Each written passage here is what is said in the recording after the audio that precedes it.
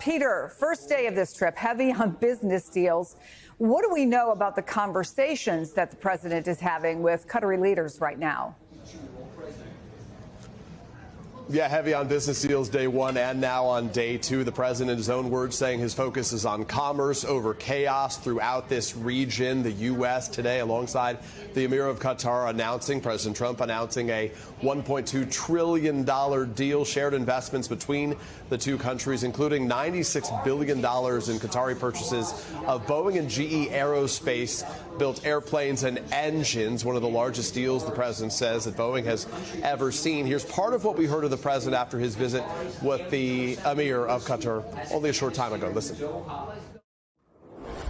We discussed the world. We discussed Russia and Ukraine, where you've been a tremendous help in so many different ways. We certainly discussed Iran, where it's been really an interesting situation. I have a feeling it's going to work out. I think it's going to work. It's got to work out one way or the other. We know it's going to work out. But you were of great help, and other things. But in particular, trade. The trade is the Kelly's telling me from Boeing. It's the largest order of jets in the history of Boeing. That's pretty good. The president has been reveling in the glitzy receptions he has received across this region so far. First in Saudi Arabia, where there was a fighter jet escort for Air Force One as it arrived in Riyadh today. Another fighter jet escort there in Riyadh. He was greeted by Arabian horses, here by a contingent of camels. The president certainly enjoying the personal relationships he has with some of the leaders in this country, including, of course, with the Saudi Crown Prince Mohammed bin Salman, who the U.S. assessed was responsible ultimately for ordering the murder of the Washington Post columnist Jamal Khashoggi. That, although seems like ancient history right now, as the president has been leaning heavily into the personal relationships he says he has with these leaders and how he says they will benefit Americans at home. Chris? Thank you, Peter, for that. Michael, one of the biggest surprises to come out of this trip is Trump announcing that the U.S. will lift sanctions on Syria and work toward normalizing relations. What do you know about how and why the administration came to this decision and what it's asking from Syria in return? Well, Chris, you know, what strikes me about this president is his willingness to talk to anyone. You know, the current leader of Syria is a former ISIS member who had a bounty on his head, an FBI bounty. I believe it was $10 million. It might have been more until several months ago. So, and there were, you know, I mean, I reported a lot on this in the when he took power, and there were a lot of Biden administration officials who were very skeptical of this guy. You know, they weren't sure whether the U.S. should be dealing with him at all, even at a lower level. And here comes President Trump, and he sits right down with him. And so, he's willing to talk to anyone, and there are very definite pitfalls to that. You can kind of blunder into something without understanding what you're doing. In the case of Kim Jong-un in North Korea, I think there were a lot of concerns that President Trump was essentially being used by a leader who was trying to legitimize and normalize his image on the world stage without giving much in return. But the other piece of this is that, you know, as this whole trip shows, President Trump is looking at the Middle East through very economic terms. And there's a lot of talk right now about post-war Syria, rebuilding, redeveloping. You know, that really gets his pulse going and gets him excited. So I think that he sees most likely opportunity there. I also think that some other leaders in the region probably encouraged him to do this because they want to get relations with Syria on a normalized track and feel like even if they have skepticism about the Syrian leader right now and his background, I think they want to try to work with him and bring him into a more mainstream fold. So, Mark, again, Trump framed this decision on Syria as kind of a favor to MBS. He also said, and he likes this, that was the announcement that got the biggest applause in the room when he said he was going to lift those sanctions. But what does it mean for Syria and, more importantly, arguably for the region, for these sanctions to be lifted? So this is really an extraordinary moment, you know, for many Syria watchers, those of us who've worked on the country for a long time. You know, what happened during the Syrian civil war was tragic. 500,000 Syrians were killed. Millions were displaced. You know, the regime of Bashar al-Assad was truly an evil, terrible entity. And then, of course, you have this new leader come in, Ahmed Shara, who is, certainly al-Qaeda curious, had a price on his head, but he started to say the right things. He's organizing a bit of a more inclusive government, and he's promising things like kicking the Iranians out of Syria, ensuring that Syria not become a terrorist safe haven again. And for a lot of us, the dire economic conditions inside Syria now, where Damascus only has an hour or two of electricity, 90% of Syrians were living below the poverty line.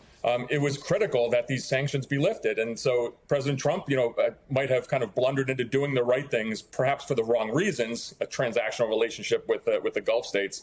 But this is a really good moment. From the counterterrorism perspective, you never want Syria to fall into kind of a failed state. That would be a breeding ground for terrorism. So I think the idea of reconstruction, of aid, humanitarian assistance coming in is really the right policy call. And Michael, also in Doha today, U.S. and Israeli officials restarted talks for the ceasefire and hostage deal between Israel and Hamas. Of course, President Trump not expected to take part directly, but of course, his special envoy, Steve Witkoff, is. Trump used to have harsh words for Qatar, but the country has played a key role as a mediator in previous rounds of negotiations. Part of what your colleague Michael Shear wrote today has been a successful charm offensive. How can Qatar be helpful to the U.S.? Well, Qatar is such a complicated case. And, President Trump's evolution is interesting because he came in saying these are bad guys, they're funders of terrorism. And I think a lot of people take a superficial look. I'm not here to be an apologist for Qatar, but they see that Qatar has sympathies or connections to groups that are considered terrorists by the United States. But then when you actually have to start running American foreign policy and you get deeper into the way the region works, you realize that you want intermediaries with groups like Hamas, for instance. And Qatar has been brokering talks to try to end the war in Gaza and release hostages. And, officials who have been working on this for a long time say they're fundamental, they're indispensable to getting this done. It was the same thing with the Taliban, that they're very useful to have as intermediaries. And it's, you might not like some things they do, you might not like some of their alliances or their worldview, but they are really useful to have. And so it's not black and white, and you can't, many diplomats say you can't just say Qatar are the bad guys and we're not going to talk to them. And I think President Trump has learned that over his time, as managing foreign policy. Plus, he loves wealthy monarchs and who give him fighter jet escorts and big business deals. So there's that, too. And not to mention, Courtney Kube joins us now, a big jet, 747, that he wants to convert into Air Force One. Obviously, there's been a lot of controversy about this on the Hill and elsewhere. And you have some new reporting about when a gift actually may cost you more than the gift itself. Talk about that.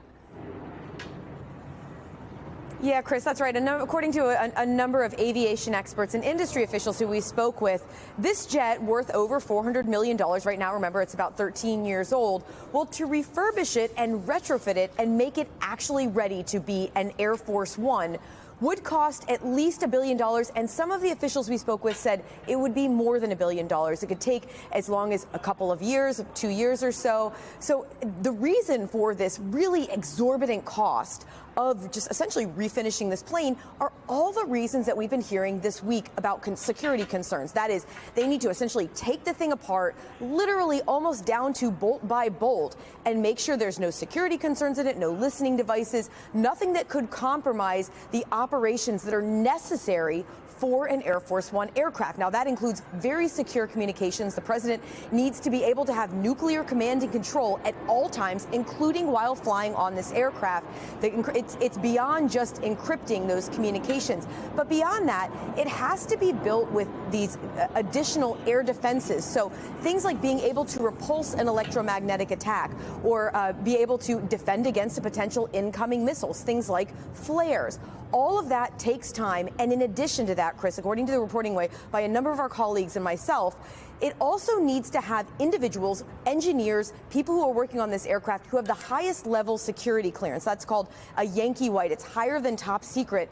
And that is because some of the systems and the programs and the capabilities of this aircraft are very secret, very top secret. And that in and of itself is an effort. So we're talking about a lot of money and a lot of time before this would even be able to operate as an Air Force One, Chris. So, Mark, this just extends the conversation, whether it's the relationship, this new relationship with Qatar, or obviously the gift of the plane. A lot of folks have had a lot to say on Capitol Hill, none more colorfully, as is often the case, than Senator Kennedy. Let me play that for you. I trust Qatar like I trust a rest stop bathroom. If they want to be friendly, I want to be friendly back. But with those guys, you know, trust in God, but tie up your camel.